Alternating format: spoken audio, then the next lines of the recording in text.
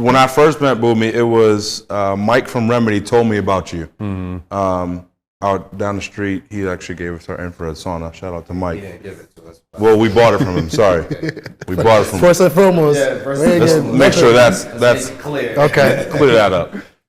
But then he's like, yeah, I got this guy who played in the NFL for a little bit. He's been playing football. He's got some injuries.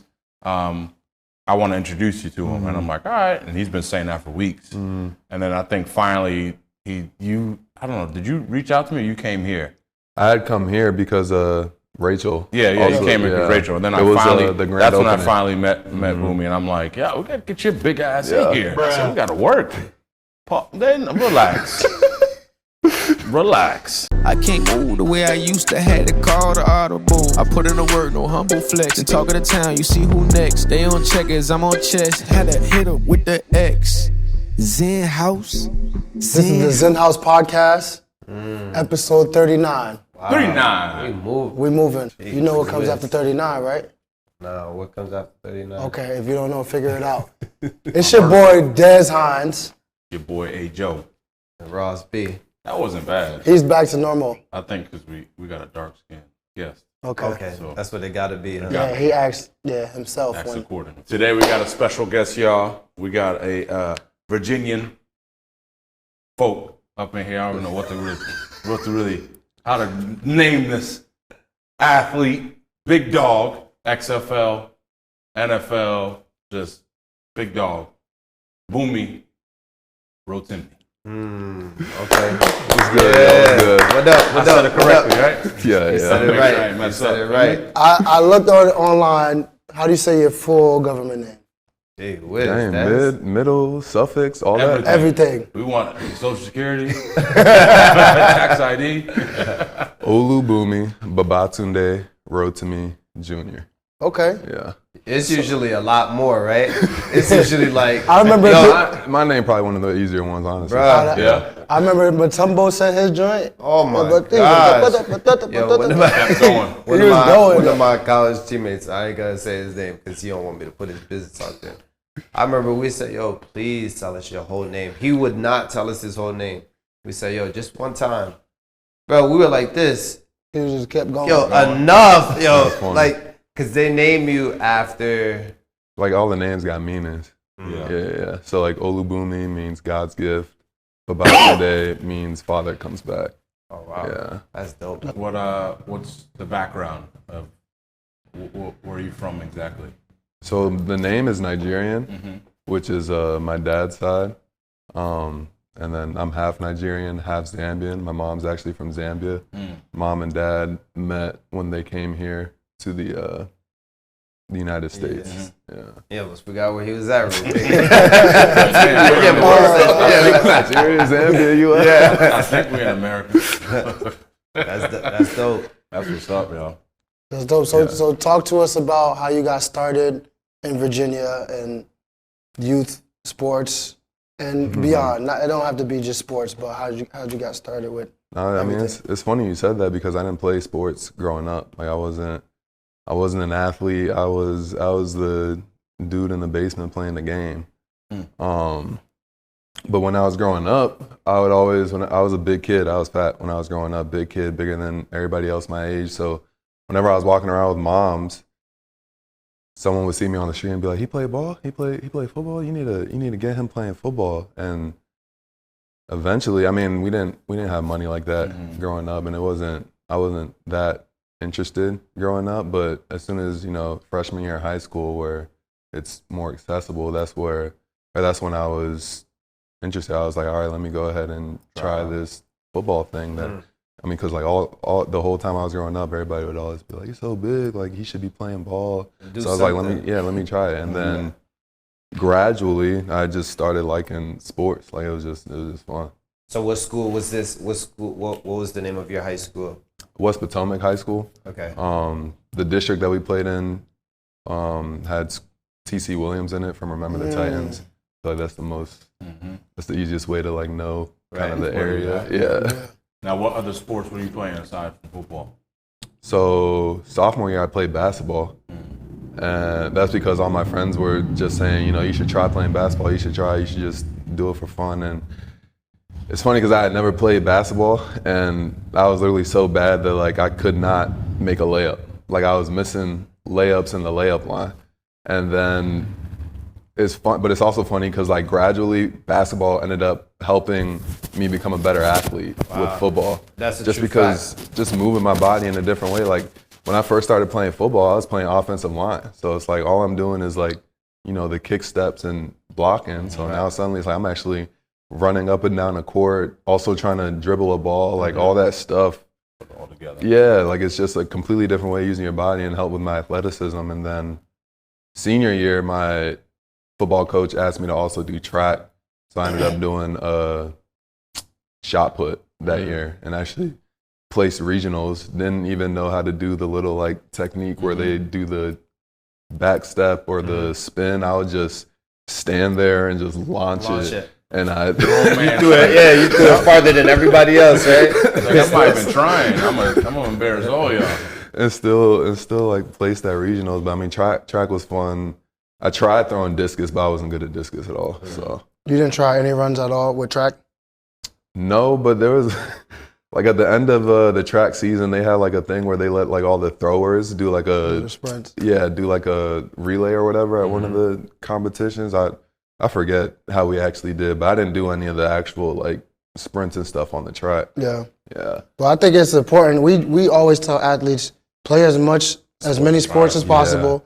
Also, football-wise, get on the field. Yeah. Don't try to limit yourself to one position this early. 100%. I think it's important for you to try to, you know. Yeah, just like you said, basketball helped you develop a football. That we try to tell parents that. Parents are like, oh, my kid is doing piano, tutoring for school, and then they have to do soccer practice. I'm like, what else are they doing? They're like, that soccer's their thing. And I'm like, okay, you got to try that. They got to learn other movements. So that stuff is very important, as you can tell. It worked for you. So, so let's tell us a little bit about, you know, after high school, how the recruiting process worked for you.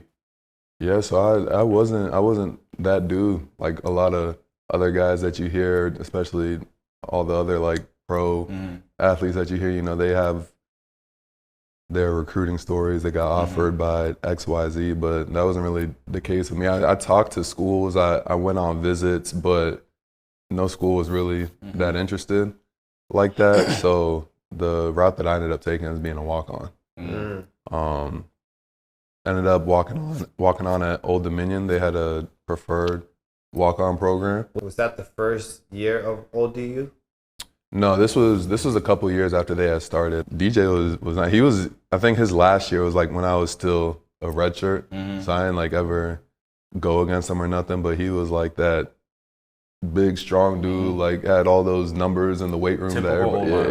Before you went to college, and you were so raw at playing football, when did it click? Like, I got a chance with football, and I want to take it more serious. And how did you go about that? Because we dealt with Vlad, who came from Haiti, high school, and they just threw him a football, and we didn't have training or anything like that. So it was that process.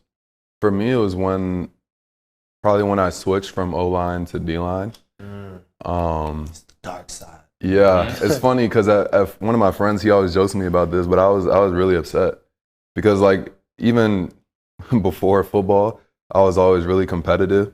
So when they switched me from O-line to D-line, I took that as like kind of being insulting. Yeah, it's like you think that I can't play O-line, I can't like compete to be the starting O-lineman or whatever.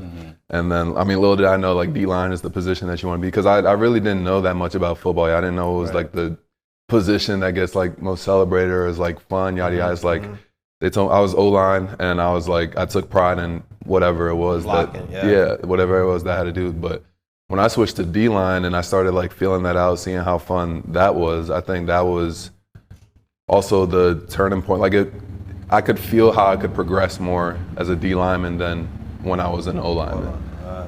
Like it was just like something that kind of like I just felt and just like clicked for me. Yeah. So like when the excitement of it, like when you play defense, I know like it's rewarding, right? To make 100%. touchdowns. Yeah. And you know get this stuff, but Yeah. when you stop and you make like a standstill stop. Yeah.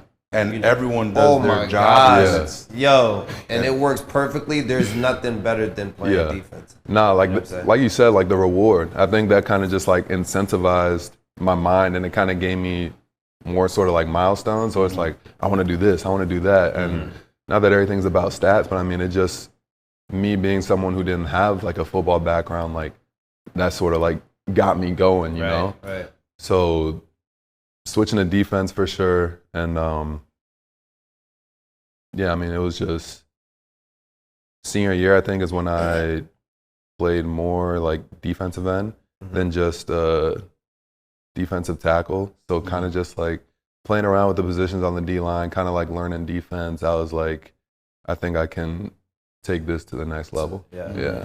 I mean, and that's also when schools actually started talking to me. Yeah. So what schools were interested in you at that moment? So I'm trying to think. From memory, I remember there were some D2 schools like Alderson Broadus, that's in West Virginia. UVA Wise, that's like a D3 NAIA school. And there was also, there's one more D2 school, I can't remember. Oh, Virginia State. Yeah, Virginia State, nice though. Yeah, they were also interested. Those are the schools that were actually willing to give me money, because D2 schools, I don't think they can't do like full scholarships. Right. But those were the schools that were like trying to give me money, but you know, competitive brain, I wanted D1. So that's what I was interested in, you know. I went to a UVA camp. I didn't really have too much like interaction with Virginia Tech, but Maryland, they were a school that was interested for a short while. And Old Dominion, obviously. Old Dominion, I really resonated with the coach that recruited me there, Coach Ziskowski. He's not there no more, but that's who I really resonated with. And then there's one school in New York, Albany. Albany also came. Yeah, they taught Albany, dog. So why no to Albany? Do you remember? I mean, it was more like Albany no to me. Oh, okay. Honestly. Damn. And no shade to Albany, but they didn't come to the school to talk to me. They came to talk to another recruit that we had there. And then it was just like since you're also here and we know like other schools are interested in you, we'll go ahead and give you the same, you know, talk. Yeah. But they didn't come to the school for me. Yeah. So how did it work in college, moving on to college? Like, how was it? Obviously, you went to Old Dominion, but that transition. About that transition from high school. You're still learning, you're fresh, and now you're with some guys from all over the place. And the walking on process too. The walking on process. So I mean, obviously, like the walk on process, I had the chip on my shoulder, but as soon as I got there, I was honestly mad because I was thinking like I have to like catch up to these dudes who had the scholarships already. Like I'm thinking I got to play catch up and get to them to earn my scholarship. But as soon as I got there, I was like, none of these dudes can outplay me. Like that's the first thing that I thought, and it was infuriating. Yeah. And that's probably like the biggest fire that I had lit under me since since ever. Because in high school, I just assumed like, you know, I didn't have like crazy stats in high school, so I'm just assuming like these guys who have scholarships, like they're really nice. Like I'm gonna learn and try to catch up to them. But when I got there, I didn't feel like any of them were better than me. Yeah. So I was mad, and I was driven to do like whatever it takes. Like I was listening to everything the coaches said, and I was just driven to get that scholarship. And it ended up happening after a year and a half. Work. Yeah. That's adversity right there. Yeah, that's big time. I think people, they look for the instant. Yeah. The instant success. Yeah. Especially with walking on. We ain't gonna talk about walking on. Yeah. Because a lot of people can't handle, you know, the amount of work and the amount of time you have to put in. Yeah. That you have to put in. You know what I mean? There's people on that team that had full scholarships that were probably not even as close to as good as you were. You see what I mean? And like, but that's just how the cards fall. Like you, at the end of the day, he had an opportunity. He took advantage of his opportunity. Most people don't even know they're in the opportunity. Yeah. And then they're like, oh, this coach don't like me, or oh, I had a rolled ankle that day, or my knee was hurting. Some type of excuse. They got some type of excuse, but then you got people who literally have zero excuses. They're back against the wall, and they have to figure it the fuck out, and that's a prime example. Yeah. Not knowing the game of football, you're learning it. Now you're at a high level, and you're walking on at that, and then you end up getting a scholarship, which most people, they try to get that scholarship within the 4 years of high school. But you got it, had to deal with whatever you had to do to kind of get on that team. Then you earned it, and then now look at you. And now you got to play after college, which most people can't say they did. It's a leap of faith for sure, going to walk on. Then you're doing stuff extra that you don't get recognition for. Sometimes it's not coaches saying, yo, good job in that lifting session. You just got to do it for yourself at that point. So after that, you start balling out at Old Dominion. What happens after that? What's next? So I started getting like pro looks when, honestly, as soon as I switched from defensive tackle to defensive end at Old Dominion. When I got there, I thought I was going to be defensive end, but I started as a tackle and slowly worked my way outside. But as soon as I was a defensive end, that's when I started getting the NFL looks. And that was junior year is when I first switched. And that also helped like motivate me to work harder and harder. And then senior year is kind of biggest adversity that I had to face, because that's when I had my first major injury in college. That's when I had my meniscus tear in the spring of my spring ball senior season, and then the fall of my senior season I had like a issue with that same meniscus was still like not 100%, and then I ended up having some back issues that I had to deal with all season, and I pretty much didn't play how I wanted to play, and I pretty much didn't and I didn't even finish my senior season because of it, but still kept going, still had the interest. So signed with the agent, did all that. And it was funny, while I was doing my combine training, I didn't actually think I was going to get an invite to the combine. I was just really training for a pro day and trying to get healthy. And then I ended up getting a combine invite, which was like huge, because it was like, despite all these setbacks, despite not playing how you wanted to play, not going to, not being able to go to the big fancy Senior Bowl, I still was like recognized in some type of light and got the combine invite and did my thing with the combine. And then I ended up getting signed as an undrafted free agent to the Chicago Bears. Then when I was at the Bears, had an injury, and then it was like a toe, and then it was a numbers thing or whatever, and ended up getting let go from them. And then it's kind of just been an on and off fight ever since then. Next year, did startup league called the AAF. That was 2019. And then that league ends up getting shut down 5 games in. And then after that, end up doing XFL 2.0. And then that league ends up getting shut down a couple games in. And then after that, did a league called the Spring League, which was playing football for free.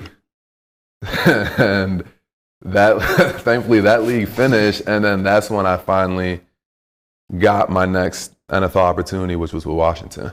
So before that, y'all think y'all got it bad? That's a journey, playing for free. That's staying consistent. But that's when we met Bunmi in that time period. And I would say, from an outsider looking in, we don't know that story that you just told us. So when I see you come in, I'm like, all right, this dude, I think you had like 2 weeks before the trial. So I'm like, Alex, you gotta get this dude ready. You gotta do something, yo. And I said, I got him. Right. So talk about that.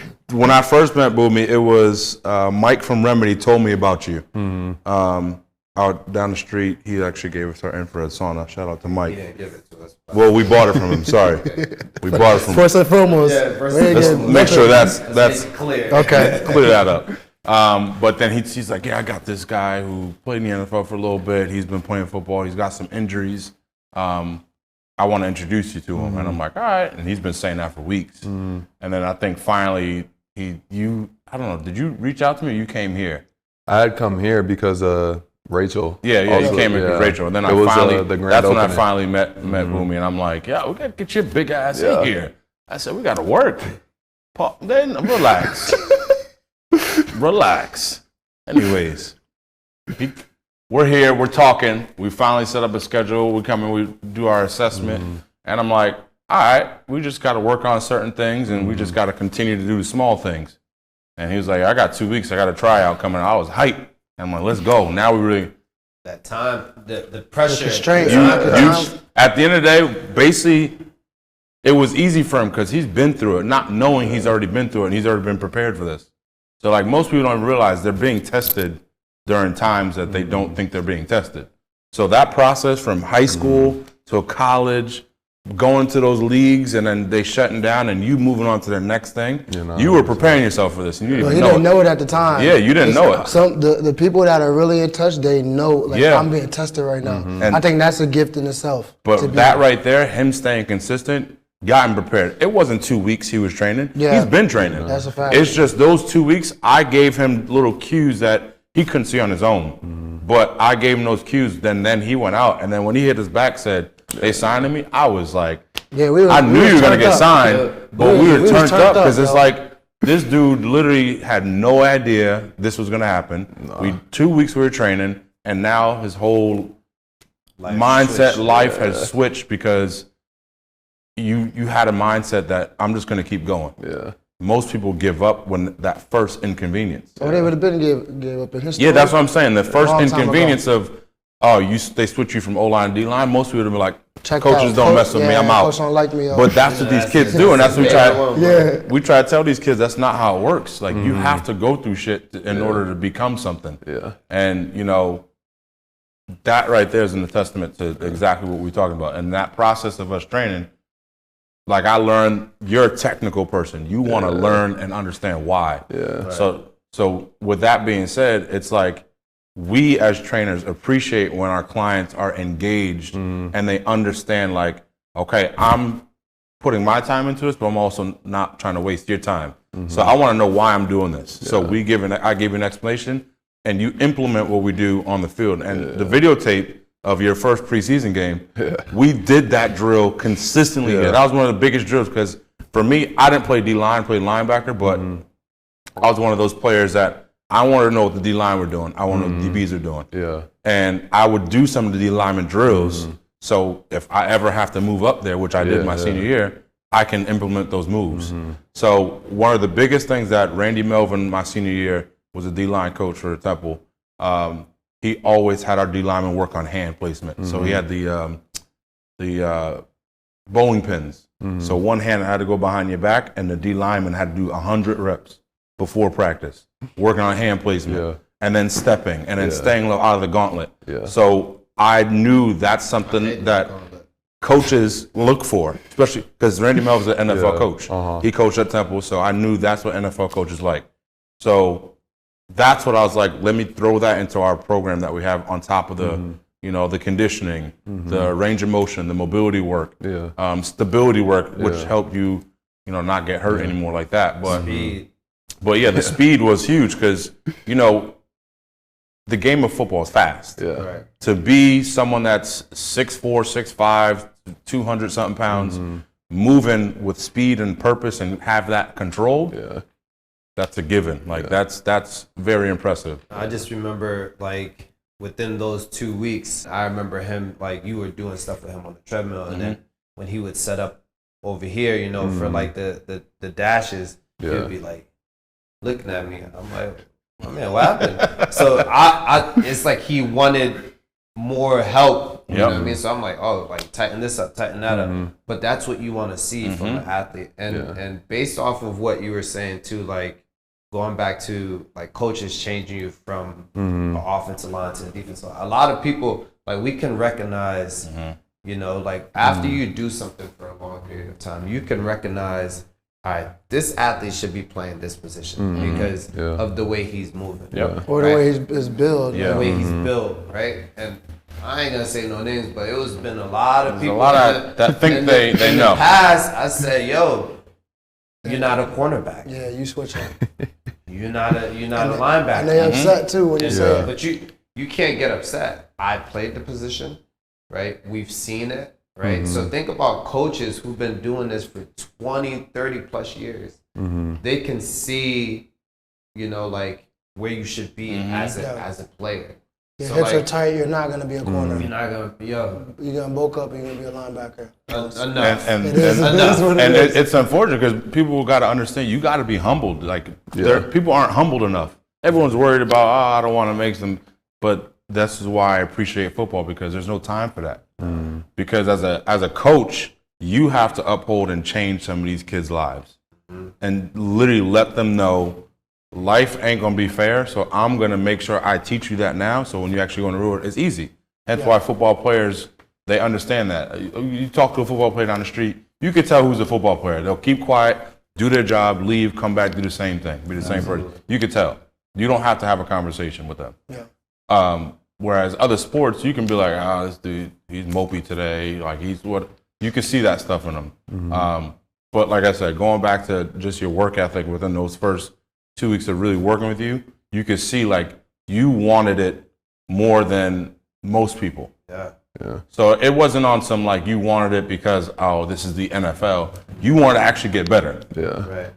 Till this day, you want to get better. Like when we're running on the treadmill, you feel that your body isn't ready yet, so you'll do a little bit more mobility in between your runs, or you'll do whatever. We have a whole routine now, but you could tell. But that's why we tell athletes like be proactive, like be solution oriented. Understand your body. Like 100%. you know your body better than me. Yeah, I'm gonna push you, but if you know your body isn't ready, like Do it. don't set yourself up for failure. Yeah. So you signed with Washington, and what kind of mindset did you have going into that situation versus when your first stint with Chicago, coming back for the second stint? Hold on, before going to that, so you signed, right? After 2 weeks of training. Yeah. How did you feel after you signed? Like, did you think you were gonna sign? Did you know for a fact that you were gonna sign, or were you kind of just like, I'm going for this? I don't really have I guess those type of thoughts specifically. Like what goes through my head is just go out and do me, and everything will fall into place. Like it's just always like such a, like I guess I'm not trying to like sort of like check off a box of like, will I accomplish like doing this or will I not? Or is it possible that I'm not gonna accomplish doing that? Like for me, it's just like, I'm gonna beat whoever else is there doing the trial with me. Like I'm just, it sounds a little like a cliche or whatever, but I'm just trying to win the rep. In a sense, like I'm one rep at a time. Yeah, no. So like when I went out there, it's just like I want to be, whenever I do this drill, I want to be the best that they've ever seen. Do this drill and do whatever they had me do at the workout. Like I was just trying to compete against myself, and there's other people that they try out at the same time. So it's just beat that guy. Just win. That's the only thing that's really on my mind, and it's just like it's just like an obsession with like that process of just like how can I get better? And just constantly working on getting better, and then it's just fun to get to go out on the field and then like implement all that stuff. You do exactly what you did. So like I understand like when I was in that process, I remember I got released by Green Bay and I was in limbo for a few weeks, and I came back home, I was training, and I got the call to go to North Carolina, and my agent was like, you're doing a workout with 5 other people. There's 2 other linebackers, a tight end, whatever. That's how it is. And I wasn't worried about those other people because I'm like, if I worry about them, I'm most likely gonna fuck up. So when I went out there, you get picked up at the airport. We all show up at the same time. You can tell who's who in the airport, and we drive. And it's like some government shit. Big ass SUV. They drive you over. They give you food. You stay in this nice hotel. And you're like, oh, this is nice. And you realize this ain't a trip. This is a business accusation. Like you gotta Accusation. I can't even speak now. I was gonna say that. Well, I caught myself. You better stop. Don't talk. I was gonna Don't talk. I was gonna let it rock. What did he say? What did he say? Raw in the history. We got Ross on tape. I got you too. I caught myself. Both of you. What I say? What happened? I caught myself. We ain't gonna talk about it today. But you going with that mindset, like that's one thing I appreciate the Temple coaching staff. They taught us like when it comes to football, especially after the college level, it's business. Like it's not like, oh, I'm just here, just go. Like if that's what you're going with your mindset, you're done. Yeah. So for me, I went into it thinking that way, and I didn't know what was going to happen, but I knew I had to show out for myself. So I had to make sure whatever drill they made me do, I did 100%, and I finished the whole drill. Yeah. And the next you know, I was the only one they signed that day out of like 8 people. Yeah. And that's how the mindset you came in with it. It's just like I'm focused on myself. I'm going to make sure I do what I can do best and leave the rest. Yeah, I think like kind of piggybacking off of what you said, I think a lot of athletes will kind of like worry about a lot of stuff that they don't need to worry about. And I mean, it's always hard to see in the moment, but you really got to fall in love with and honestly be obsessed with just like the process of getting better. Like if you really just focus on that and you're just diligently, deliberately working on getting better, how can you get better? Like I promise, like answers are gonna start coming to you. Like things are gonna start just clicking. Like everything doesn't always make sense like right in the moment, but there's like stuff like I was questioning or like wondering like months ago, like does this work? Like how does this work? And it's like I didn't figure it out right then, but now after like just constantly trying to like work through it, like that stuff just makes sense. So it's just like you just keep going and like you just gotta have faith. Like, that's what it comes down to. You had something? No, back to you. So you were at Washington, and I remember there was a clip of you sacking Lamar Jackson. How does that feel? Because he probably one of the most elusive quarterbacks playing right now. So how does that feel? I remember you posted that and all of that. Nah, that was amazing, man. That's easily one of my favorite football moments in my whole career. Just because I mean, obviously that's Lamar Jackson, but it's funny because in that moment, because first of all, when you're in the position that I was in, you don't get a lot of reps in those preseason games. So you really have to be locked in, and you have to make sure that you take advantage of every single rep that you get. You can't be lackadaisical and think, oh, I'll get another chance to make it up, because you're not going to. That's just how it is. I think with the preseason games, I was getting like 6 reps a game. So each, except for the third game, that's where everybody, all the backups get a lot more play time. But like first 2 games, I think I got 6 reps apiece, and it matters because you could get cut before you get to that third game where you get more of the reps. Yeah. So going back to the sack, so my brain was calculating like the entire time. So I was hoping that I would get the chance to go on the field when Baltimore still had their starters on the field. And then lo and behold, like things fell into place and somehow that happened. So I'm out there going against this all-pro starting tackle. And then my brain moves to, I want to get a definite passing situation on him. And then lo and behold, that ends up happening. There's like a time or like a TV timeout or something. So, and then I know that the next play is going to be a 3rd and long play. So in my brain, I'm like, all right, I can plan exactly how I want to attack this dude. I've watched my film and I know exactly what I want to do to him. Pause. But anyways, I know exactly what I want. We're in football terms, so I'm not even thinking about dollars. I feel like Ross give me a look. I didn't even catch it. I was so focused on we in football terms, so I'm not even thinking about footballs there. So I know exactly what I'm gonna do, and so as soon as the play breaks or whatever, yada yada yada, play starts and I do my move on Ronnie Stanley, and as soon as I do my move, I see Lamar start running, and Lamar can run, so I'm just hoping, do not scramble, out of the pocket, and I'm hoping everybody else is keeping him in the pocket.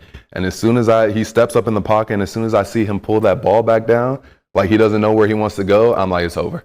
And I was just, I was just so excited, man, because I mean, that's Lamar. He could have taken off, and that's Ronnie Stanley, all-pro tackle, and it's just like, it was like the ultimate culmination of like everything that I've been working towards, and it's just like, it's such a small little moment where all that had to lead up to. Like it's one play, one third down play, one moment that means so much. Yep. And it all happens fast. But it was easy to think through everything. It was easy to like process everything. Like it was easy to just be calm and think like, all right, so what do I want to do as soon as the timeout breaks and we get back to it? Like it was all so smooth and easy just because of all the other chaos that I've experienced in like my whole career.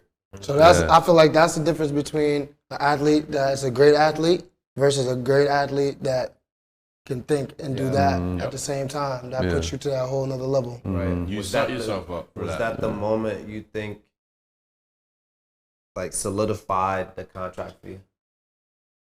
Or was it week 1, week 2, week 3, week 4 of preseason that kind of solidified it? We talked. It's hard to say. We kind of talked about what solidified for him. Yeah. In regards to like camp and all that stuff with Coach Rivera. Yeah, I don't know if that in and of itself is what solidified it. I know that removed any doubt that I had in my mind for sure. That like as soon as I got that, now that you ever think like this, I was like, this, I'm good. Like you can't top that. All pro. Yeah. And you tag Lamar. Yeah. Come on. Nah. I'm leaving him. Yeah. 100%. But honestly, I had a really good camp where I was real confident in my position amongst all the other guys that were there, and I had made plays in both the first and second preseason. So I knew, like, obviously, like I had to perform. Let me cut you off real quick. Just to tell people, the first 2 preseason games are for starters.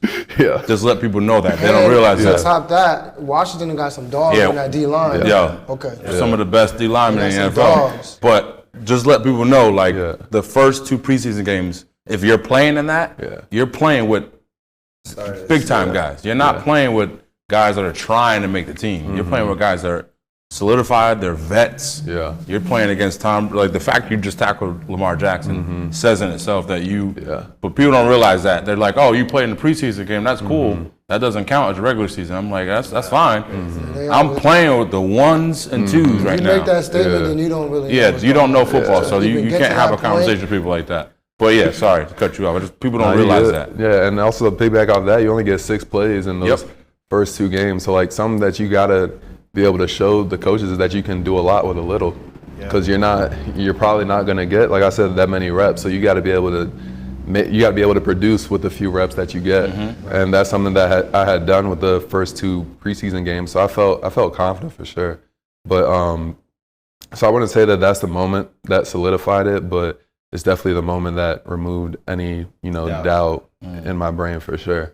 And that's one of the funnest games I've had, because not only was it like sort of like another level up where it's like I also removed doubt of can I play with like somebody who's an all-pro, like it was at that level. Like I overcame that hurdle, and then for the rest of the game I was able to just be myself, play loose, let everything flow, because like I was definitely like a little stiff like for the first game. I mean that was my first NFL game, preseason game ever, but I just got looser and looser as the preseason went on, and it was just so much fun, man.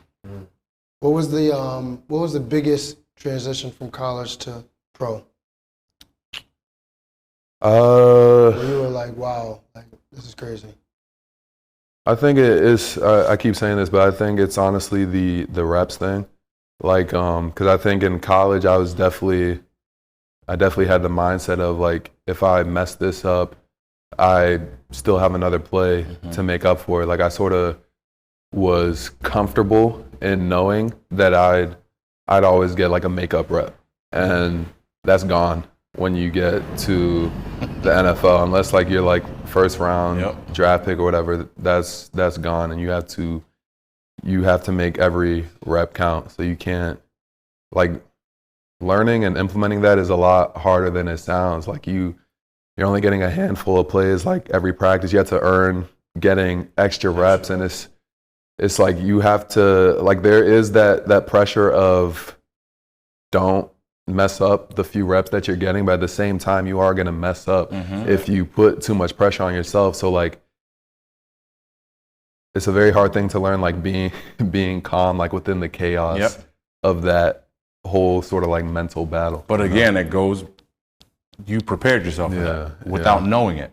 Yeah, so no, like you were going through chaos from your first day of playing football until even till this day. So that's when it started. You had no idea. So I think that just goes in itself of saying, like, people need to not be so focused on panicking during the moment. Yeah.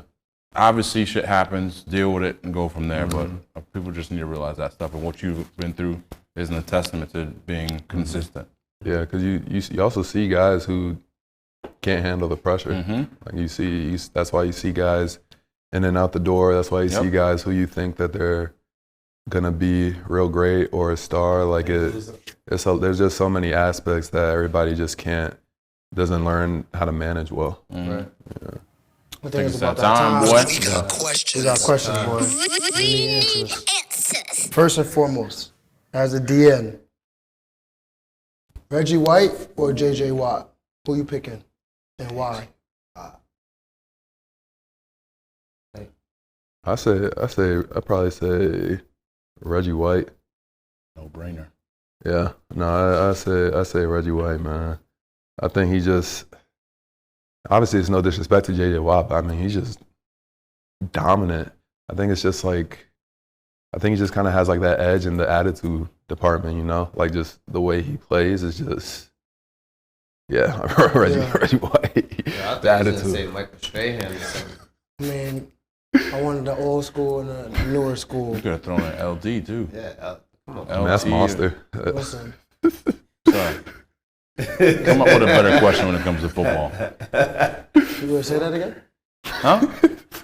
Oh, you want? No. Go ahead. You want a better question? No. Can you play defense on me and stay in front of me? Wow. Okay, that's what I thought. I was about to say next my question. name, but I'm leaving glasses alone. Next question. If you Yeah, now you injured, now you hurt. Look, IR. we don't have IR as XenHouse. You better be at work on Monday. What did I do, yo? Next question. If you can go back and give your 18-year-old self one piece of advice, what would it be? Try to enjoy everything more. I think I put a lot of pressure on myself. That's just how I am, kind of an overthinker. And I think just like relax. And obviously that's easy for me to say now, given everything that I've done up until this point. But honestly, just relax and try to like indulge in the moment a bit more. I think when I was younger, I was always thinking like way too far ahead, and I think it hurt me a little bit. Like I just think like I probably could have done more if I had just indulged in the moment. Honestly. Yeah. I think we can all agree we've done that at one point. What's one of the common myths that people have of playing football, playing in the NFL, playing in the XFL? Or you could do two different ones: XFL versus NFL. Two common myths. I think it coincides with both of them. I think there's a myth that anybody can stay healthy. Everybody gets hurt. Like that's football. Everybody gets hurt, and I don't know if it sounds messed up, but I mean it's honestly learning how to play through your pain, because nobody stays healthy the entire season. Everybody gets more than just bumps and bruises. Like you get hurt, and it's about being able to play through that hurt. And I think some people they can't. I think people think that it's possible to be perfectly healthy throughout a whole season. So some guys, when they do get hurt, it's kind of like earth shattering, as if like, why this happened to me. Like these other guys don't get hurt and they're able to stay healthy. That's not true. Everybody gets hurt. It's everybody. I think the fan. Playing hurt is not it. I feel like my whole 4 years of college football, I played. Yeah. It's not like you never feel like you've played at the highest level because it's just like constant pain every day. Yeah. Now people definitely come back too soon because they try to be Superman. Definitely like get to the point where you feel like you can perform, then play. But like a lot of people do. It's a detriment to yourself when you're like playing too hurt. Like if you're out there limping on the field, that's not worth it. It's not worth it. Next question. What's your biggest fear? Biggest fear. Life after football, honestly. That was gonna be a whole nother question, but go ahead, talk to us. No, I mean, because I just don't know. Like I have ideas of what I want to do when it's all over, but it's just very hard because when football is all said and done, that's it. You can come back and coach or somehow be part of the game, but never as a player again. And it's just when it's been my life for the past I can't even do math. About 10 years? No, 14 years. I was right. For the past 14 years, it's been my life. Like, I mean, that's literally half my life. So that's hard to move on and like think about what I want to do for the rest of my life. It's so embedded in me. So life after football is just that big uncertain. And people, when you face the unknown, it can be difficult. But working with you guys, especially Alex, that helps with that transition. Like I get a lot of insight into kind of moving on to the next chapter of life. I think that's we got two different sides. So you're still playing, but you're thinking about what's next. Then you had this dude that wanted to tear his damn Achilles on my birthday, on my 25th birthday, didn't make it to my party that night. That's crazy. You know what I'm saying? And it's selfish. It's selfish, yo. I'm selfish. Yo, he told me, he was like, yo, I tore my Achilles. You remember, he called me, he was like, yo, I tore my Achilles. I was like, you still coming tonight? Because I didn't really know about the injury. Yo, I was literally trying to, but I was drugged up. Yeah. There was no way I was driving, but I literally mentally was like, I'm going to still make it to the city. Yeah. But the doctor was like, that ain't happening. You're not going anywhere. Homeboy would have been laid out in the city right now still. To this day. To this day. It was rough. What I was going to say was you're looking forward to it. You get cut short. How does talk about how that affected you with being cut short without knowing what you're doing? I had to go to therapy. I'm going to put it that way.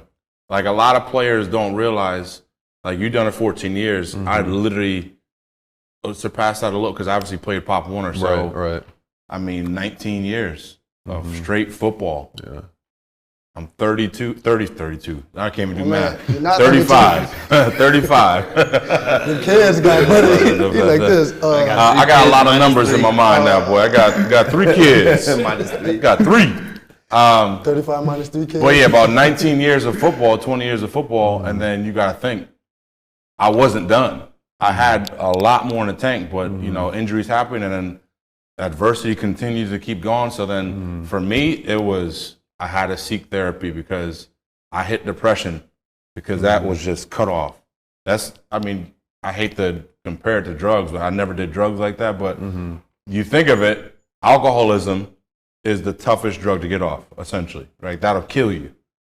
Not saying that football killed me. At the same time, it kind of did mentally and physically because that was all I knew. Then I had to cut that short. And now, doing this has been the replacement of what football was because now I'm helping people, but I'm also helping myself. Taking care of my body, understanding the body better so I can help prevent what happened to me with everyone else. But that needs to be spoken about a little bit more. I know mental health has been very huge the past few years, but that transition from, playing football all my life, then it gets cut short. Then now I have to figure out what I'm gonna do after when this just happens. Yeah. Obviously, I dealt with adversity before, but this is a different kind of adversity where it's like you're on your own. Yeah. I know they say there are resources out there, but when it comes to sports, you are on your own in regards to what you put in is what you get out. Yeah. All I kept putting in this life that I know is football, and now it's gone. So that was a very hard transition. I'm still coping with that right now.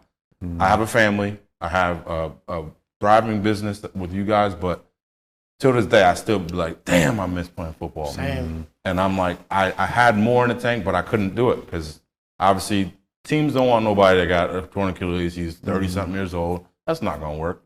And coming to that realization is tough. And even just talk about it now, it's like, damn, I wish I fucking could play one more down. Yeah. Well, football is probably one of the only sports that you can't go outside of playing at the highest level and get that fulfillment, right? Like, it's like basketball. If I'm done playing basketball, I could always go outside and play basketball. Yeah. I can always go and play tennis. I can always go and play That's a good soccer. point. And throwing a football with friends is not playing football.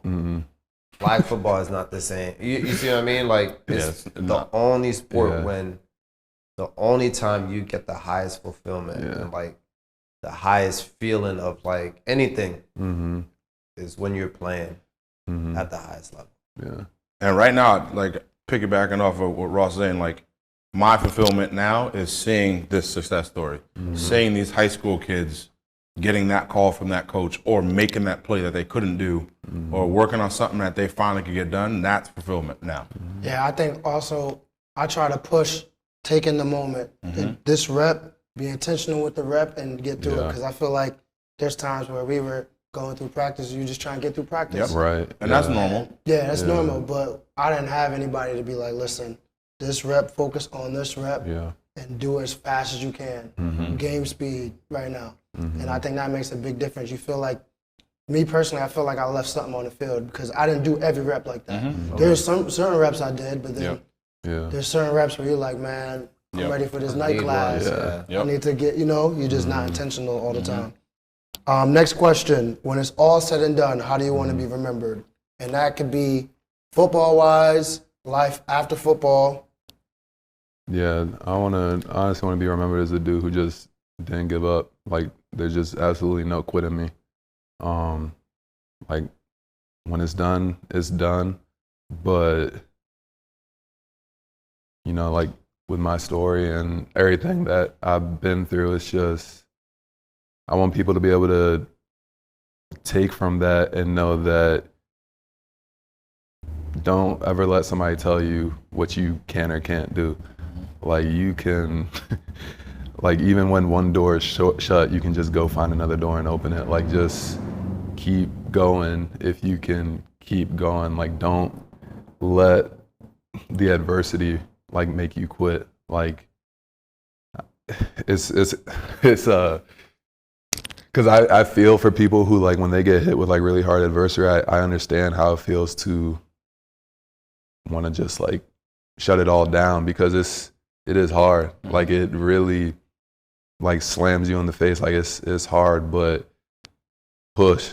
Like, just keep going. Like, that's why I'm still going, because as long as I feel like I'm still, like, progressing as a player and I could still, like, play to the best of my ability, I'm going to keep going. And then, as soon as, that starts to waver or, I just don't feel like I can do what I can do, then, I'll work on moving on. But I think a lot of people move on earlier than they need to because they feel like they have to, and that's just not true at all. It's not in your DNA, boss. Yeah, like, It's on your terms until it's on God's terms. It's it's like when y'all are training somebody, like the mind is stronger than the body. Like, your mind will give out before your body does. Like, you really gotta train that to, like, go through those physical hurdles, those mental barriers. Like, so just push. I just want people to take from my story that you can keep persevering. Like, just honestly and truly. Like,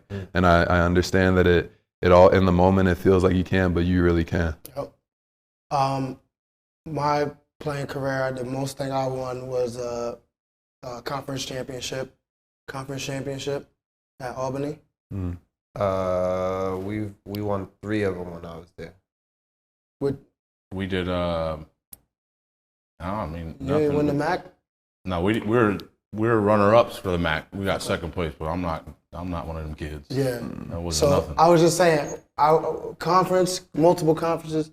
You won with XFL last year. Can you tell us about like how that feeling? And most people don't get to play in the championship game. Most people don't win nothing. All the years of football. So it's I mean, obviously, great feeling, crazy ride to get to that point. I think it kind of like piggybacks off the last answer that I just gave you. We didn't have any quit in us. We made it to the playoffs 4-6, but despite all the losses that we had during the regular season, as long as there was that chance, we didn't come out, swinging not as hard as any other game previously. That makes sense. Like we always showed up with the thought that we were going to win the game. We always had that confidence, and a lot of the outside noise, what people were saying was that we shouldn't be in the playoffs, and nobody thought that we were as good as we knew we were in that building. Whenever all the losses that we had, we always knew we were just like this close to that game being a completely different ball game, and we were just always trying to push to be that team that we knew that we could be every single week. And then I think when it got to playoff time, I think that just sort of lit a spark in us. Like, now it's do or die. Right. Now there for sure isn't.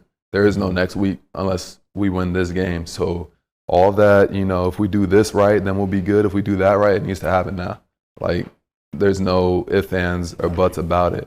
Yep. And I think something that we figured out about ourselves is that when we start right and we're playing from being ahead, nobody could keep up with us, because that's what happened in the playoff game and the championship game. Is we started strong, we were ahead, and we were just playing with a lead the entire game. And the course of the games, those last 2 games, was completely different from the entire season, where we would always start slow, be trying to play catch up. And I mean, like, so all in all, like, we never quit, and we kept pushing to this level that we knew that we could be, and we ended up reaching that level, and we didn't let the losses deter us from that. We didn't let being 4-6, like, we didn't care. Are we going to line up again? Do we still have a chance to play for the championship? And so that was such a great feeling, because it's like, yeah, we're 4-6. You guys think that we shouldn't even be in the championship game, but there's no doubt that we won this. Yep. Like, there was no, like, you can't say, oh, the refs did this or that. Like, both games were clean. We beat the other team. They didn't have a shot. Yeah. It played. I mean, just hearing that story now, it kind of played into your whole career. Yeah. Like, you being the underdog. Mm-hmm. Yep. Think about it. Like, in every phase of everything that you told us during this interview, you've always been an underdog. Mm-hmm. Yeah. And you won your first championship as being an underdog. Yeah. That's a lot. Mm-hmm. Just waiting on that ring. I need that. Need that. So, this point in your career, real quick, tell us what you're looking for next, what you're up to, what's up next for Bunmi? Yeah, so first and foremost, I'm still pushing to get the opportunity to go back to the NFL. Whenever I get that opportunity, I'm speaking to us, just whenever that opportunity comes, that's it. Kill that tryout and earn my way. And do my best not to have an injury happen that keeps me from making the team. Because like I said, you get hurt, but I had an injury happen that just was one of those ones where you can't just play through it. So that kept me from making the team. But just get back to the NFL. That's my first and foremost goal. If that doesn't happen during this current season, do the XFL again, work towards getting an XFL championship, and work towards putting that resume out there. So next year, I'll try again. And try till the wheels fall off. Try till the wheels fall off. I respect that. Hey, we appreciate you coming through. And, thank you for having me. Thank you, my man. Yes, sir. It's been a pleasure. Yes, sir. Real quick, in the camera, tell them your tag, IG. so they can follow your journey. Y'all want to follow me on IG? It's bigboom_44. Y'all want to follow me on Twitter? It's _FORTY, then the number 4, then another underscore. Lock it in. We signing out. Hey. XenHouse, yeah. XenHouse, yeah.